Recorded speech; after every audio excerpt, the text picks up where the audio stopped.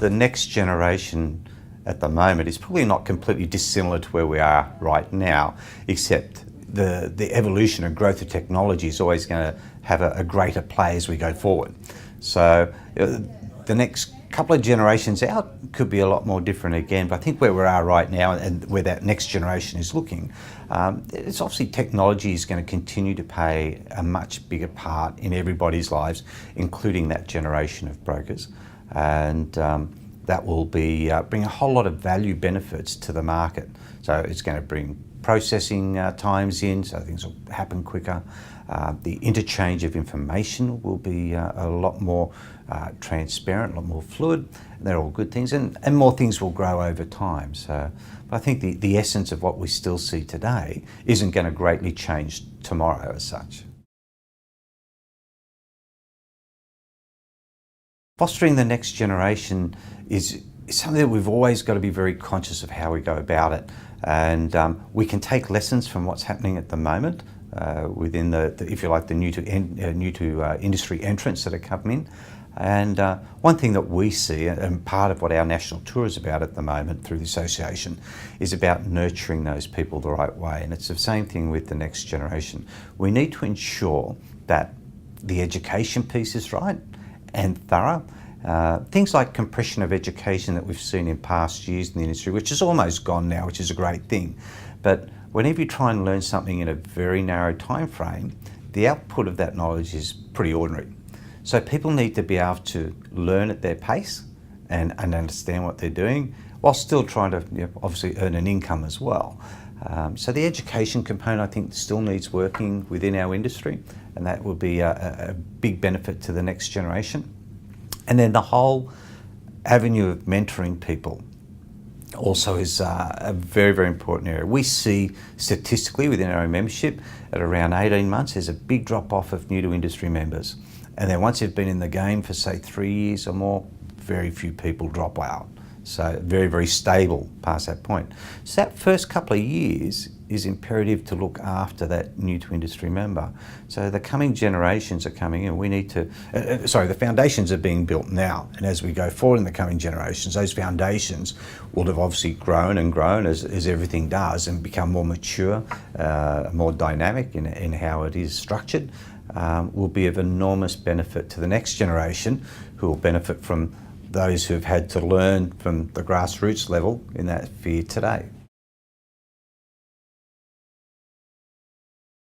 In the near future, no, I don't believe the mortgage broker or finance broker will become obsolete, because of the human interaction that people still look for when they're entering into, if it's a home loan, what would be purchasing the home would be their largest purchase of their life. It's the largest loan they enter into. It's a pretty daunting task. Now, some people will manage that in certain ways electronically, although still these days that rarely goes full circle in its own right.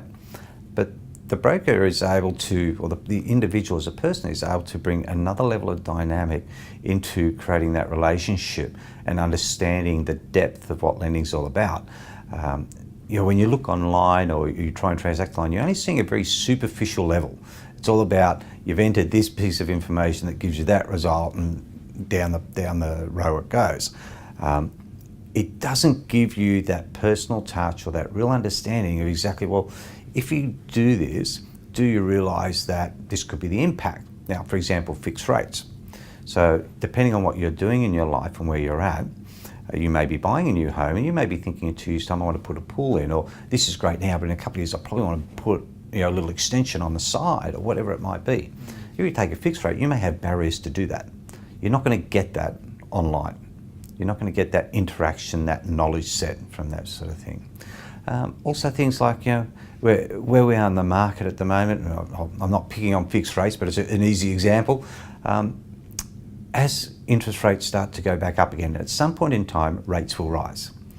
But in that marketplace, if you fixed an interest rate whilst rates are low and the markets rise, and you're still on that fixed rate and you want to change it, principally, there should be no break cost. Now, you're always going to get some sort of admin fee, but you're not going to have the massive break costs that you normally get in a fixed rate, because the losses aren't there anymore.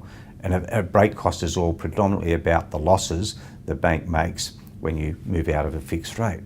So again, very difficult for a website to actually tell you that. That's where you need to be able to sit down with someone as a person and understand what that's about. It's the same with the dynamics of lender's mortgage insurance, its costs, its interactions, its risks. These things are not explained in full or in a manner that it could be when you're actually sitting down face to face with someone. And I think we're still a few generations before that starts to diminish.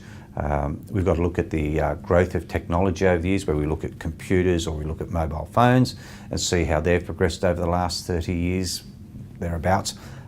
They've taken some quantum leaps, but there's even some things that have gone full circle and are going back to old days. I mean, with emails these days, quite often people get so many emails, they just go delete, delete, delete. But if you get a letter in the post, 9 times out of 10, you're going to open it. Doesn't matter what it is.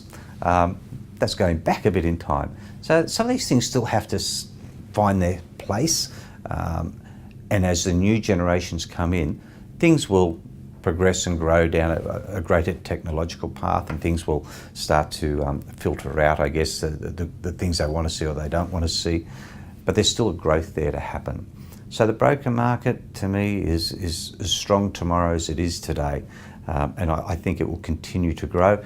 But as technology changes, I don't believe it'll do away with the broker and they'll become obsolete. What the broker will need to do is to adapt, to change, and to transact in the manner of the day. And that's how the future will evolve.